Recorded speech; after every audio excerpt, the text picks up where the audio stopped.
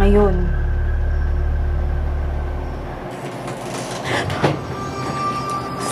Tissue! Tissue!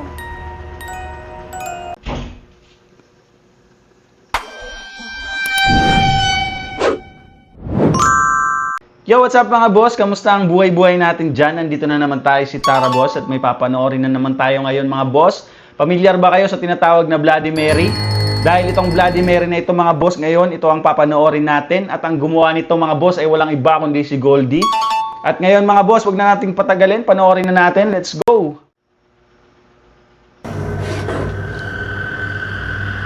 Magpakita ka. Ngayon.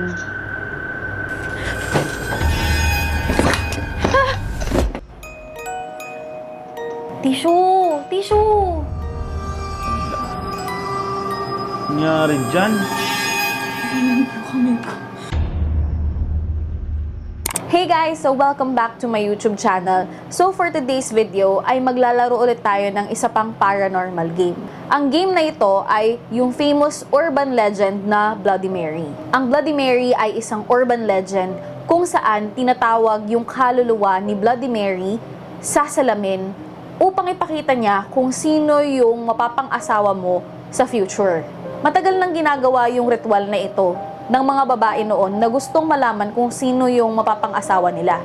Ang ginagawa nila noon is naglalakad sila ng pabaliktad sa may hagdanan at haharap sila sa salamin na may hawak na kandila at tatanungin nila si Bloody Mary kung sino yung mapapang-asawa nila. Minsan pinapakita ni Bloody Mary yung itsura ng mapapang-asawa nila. Pero minsan naman pinapakita rin ni Bloody Mary si kamatayan sa salamin. Okay. Ang ibig sabihin neto ay mamamatay sila bago pa man din nila makita yung mapapang-asawa nila or mamamatay sila bago sila makapag-asawa. Minsan si Bloody Mary ay nagpapakita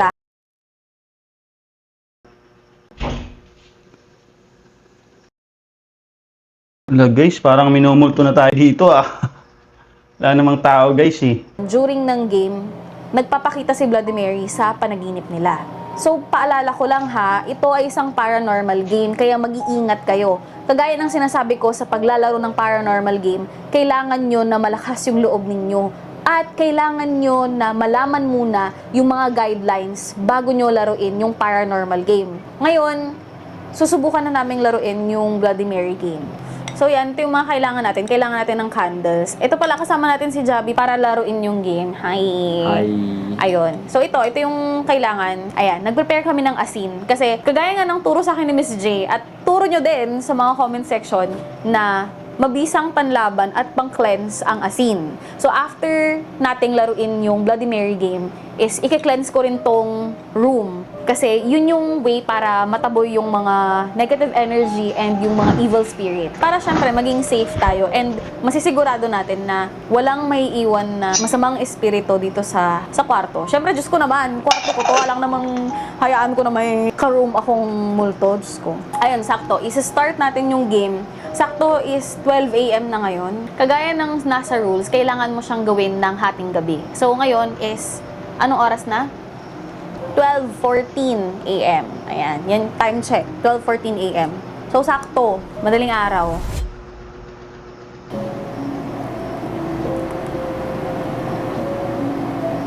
Para laruin tong Bloody Mary game, kailangan mo na magsindi ng kandila at tumapat sa salamin. So, meron na tayong kandila and then ito yung salamin natin sa harapan. Next is, titingin ka sa reflection mo at sasabihin mo yung Bloody Mary ng 13 times. Pagkatapos nun, pipikit ka and magka-count ka sa ulo mo ng 13 seconds. Okay. Pagkamulat mo ng mata mo, kailangan mong umikot ng 3 beses. Okay. And then, magantay ka na lang kung ano yung mangyayari. Pwede mong paulit-ulitin na tawagin na Bloody Mary and everything hanggang sa magpakita. So, pwedeng habang walang nagpapakita is ulit-ulitin natin yun. Okay. So, ready ka na? Ready na. Ano nung berta to? Musog ka, hindi tayo kasha. Hindi ko makita yung reflection ko. Kita mo yung sarili mo? Oh. Okay. So, 3, 2, 1, start. Bloody Mary, Bloody Mary, Bloody Mary, Bloody Mary, Bloody Mary, Bloody Mary, Bloody Mary, Bloody Mary, Bloody Mary, Bloody Mary. Bloody Mary. Bloody Mary. Bloody Mary. Pikit yung mata.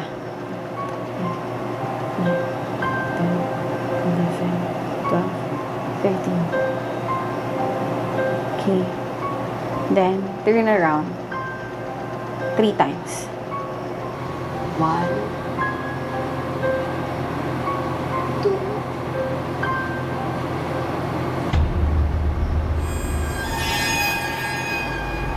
Tangi, hindi pwede. Bakit?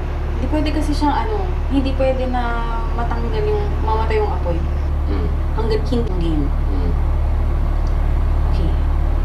Hindi ko alam tuloy kung anong gagawin. Okay. Yung tayo sa turn around. Okay, 3, 2, 1. 1.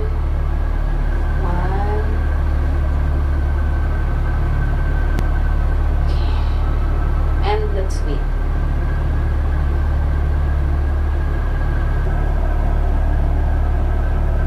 Ngayon ka ba nakikita?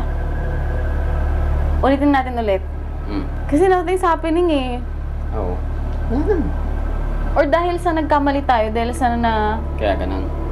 I don't know, isa sa rule, kailangan all throughout ng game, yung candle mo is hindi siya pwedeng Mamatay. mamatay. Ah, okay. Hindi ko alam kung yun yung reason bakit walang nangyayari. Kaya, ganun. Ba't ang bilis maubos ang kandila mo? Hindi ko alam. Hindi ko mo sa akin. Okay, subukan ulit natin. Ah. 3, 2, 1. Start. Bloody Mary. Bloody Mary. Bloody Mary. Bloody Mary. Bloody Mary. Okay, close your eyes. 1, 2, 3.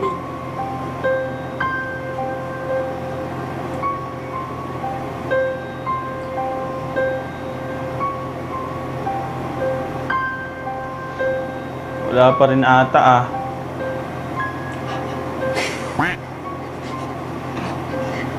Luan pa nga ng kandila, guys. Yung horror, guys, nahaluan ng katatawanan, no? Tingnan mo, ngiting-ngiti si Goldie, oh. Natuluan ng kandila yung niya, boyfriend niya, natuluan sa kamay. Gagi. Bakit ang lakas ng flicker sa'yo? Ang weird ng shadows natin, no? Okay. Feeling ko it's not working. Gagawin ko siya alone. Okay. Yan, mag-isa ka lang I don't para know kung gumana. dahil basta nandito ka, kaya hindi nagpapakita. Maganda siguro na laruin ko na lang to ng mag-isa lang ako. Sama. Okay. Baka ikaw Pero lang yung ito, trip nasa talaga, labas ka lang, Goldie, ha? kaya Pero if ever na may ikaw lang mangyari, yung maglaro. tatawagan kita. Okay. Tawagin mo ako. Okay, bye-bye.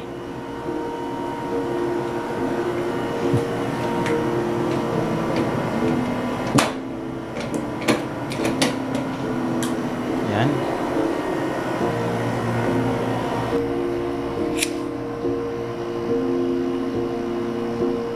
So kanina, nung may kasama tayo, hindi siya nag-work. Walang nangyari. So napagdesisyonan namin na gagawin ko to ng mag-isa. So susubukan ko ng ako lang. Ano, nakakatakot yung reflection ko. Okay, okay. So yan, napagsindi tayo ng Natakot sa kandila. sarili niya. Natakot ka sa sarili mo, ah. Bloody Mary. Bloody Mary. Bloody Mary. Bloody Mary. Bloody Mary. Nilabutan ako dun, ah. Bloody Mary. 10, 11, 12, 13.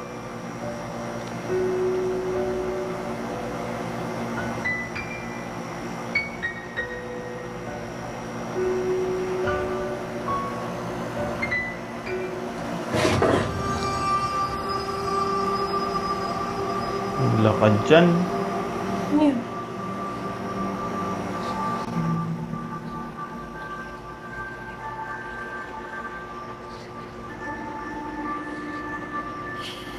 Dalawang beses ko na siyang inulit eh, pero nothing's happening.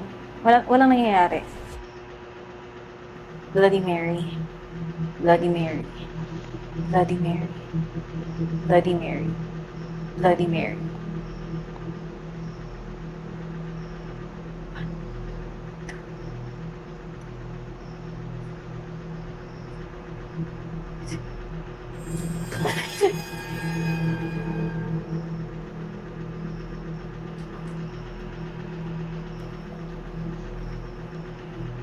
Ano ba yung kalabog ng kalabog dyan? Takot kami.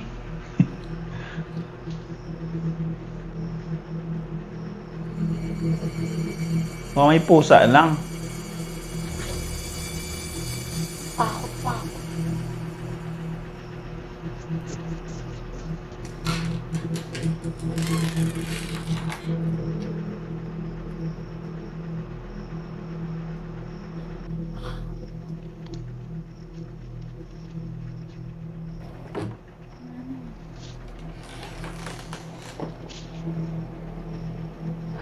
Pero narinig ko kanina parang tumunog eh.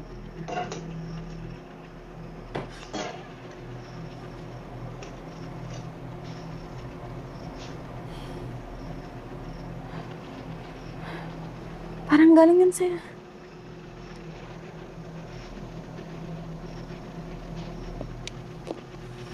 Parang may narinig ako dito sa ilalim. Okay. Last. May mga naririnig-rinig na ako ng mga kumakalabog-kalabog. I don't know kung yun. Pero wala pa tayong nakikita. Then, ito lang naman yung laman ng room. Ayan. And may naririnig ako dito.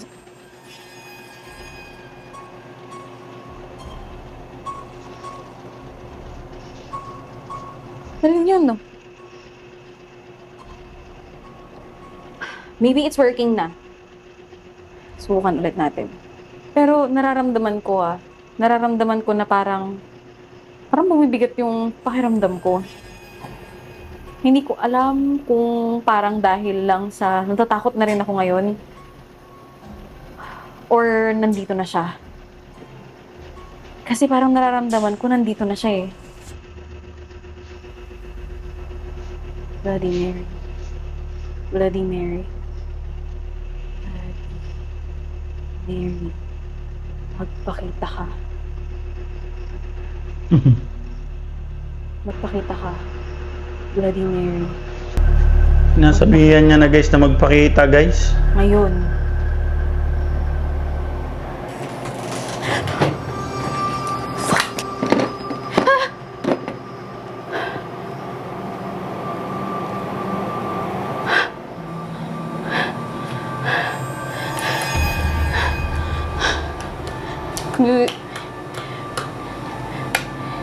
Javi.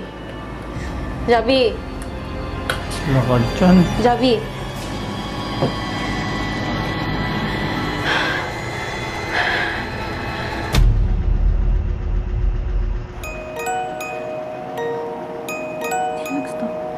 Tissue! Tissue!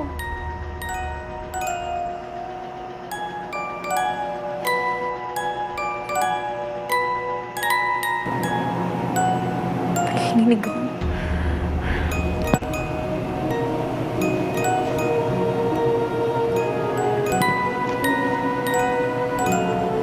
Nosebleed nga siya guys oh. Ako nga nanginginig po ang tuhod hanggang pa ako. Tingnan mo yung ano, yung phone. May dugo. Sabi yung screen. Ating screen. Bloody. Ay, alam mo, kinabahan ako kanina. So ito, isasaboy natin tong asin. Ito yung asin na naka-ready kanina. Ang purpose kasi ng asin is para mag-cleanse. Isasaboy lang natin siya sa buong kwarto. Para mawala kung ano man yung spirit na nandito sa room.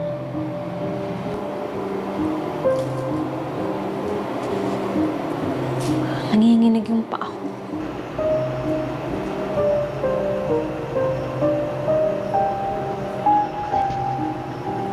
I declare, walang evil spirit, walang negative energy sa room na to.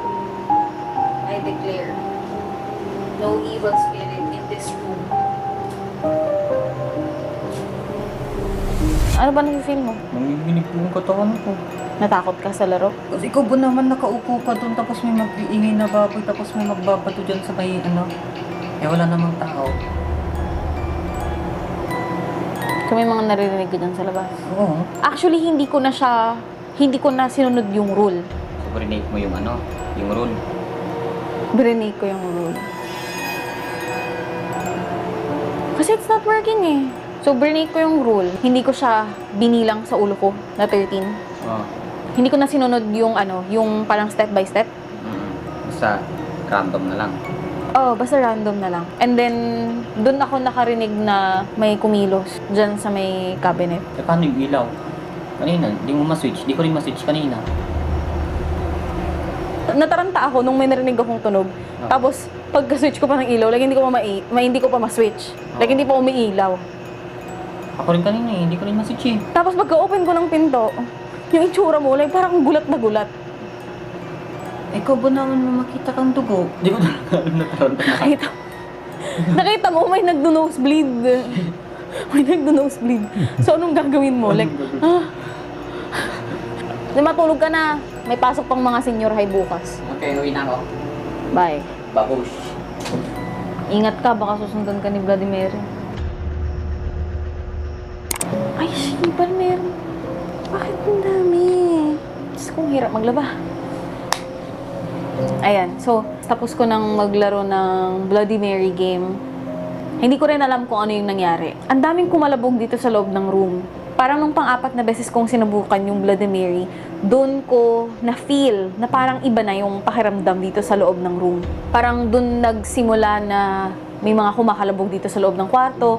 Parang pati nga dito sa, sa kama, parang sa ilalim niya nun is parang may narinig akong tunog. And ito, yung cabinet na yan, habang naglalaro ako kanina, nagbukas siya. Pero hindi siyang totally na nagbukas. Para siyang umangat siya. And then, dun na ako nagulat kasi ang lakas ng tunog dito sa may cabinet. Parang yung tunog nandun sa likod ng salamin. Hindi ko alam kung parang nilalaro na lang ako ng utak ko. Dahil sakto, natatakot na rin ako ng mga panahon na yon dahil sa nararamdaman ko na mabigat talaga dito sa loob ng kwarto. Akala ko talaga, like, ano lang yung lumalabas sa ilong ko. Like, akala ko sinisipon ako ganun. So, ganun ako ng ganun ng ilong ko. Narealize ko na dugo na siya nung inoon ko yung ilaw. So, dali-dali na akong lumabas at sineswitch ko yung light. Sineswitch ko yung light. Ito. Ayan. Ayan, may mga dugo pa. Sineswitch ko. Ilang beses ko, nag-work na siya. Pero kanina hindi siya nag-work. Nagkataon lang ba na nagsira-sira yung ilaw? Hindi ko alam kung parang nagkataon lang talaga to. Or si Bloody Mary ay talagang nagparamdam at nandito kanina sa loob ng kwarto ko.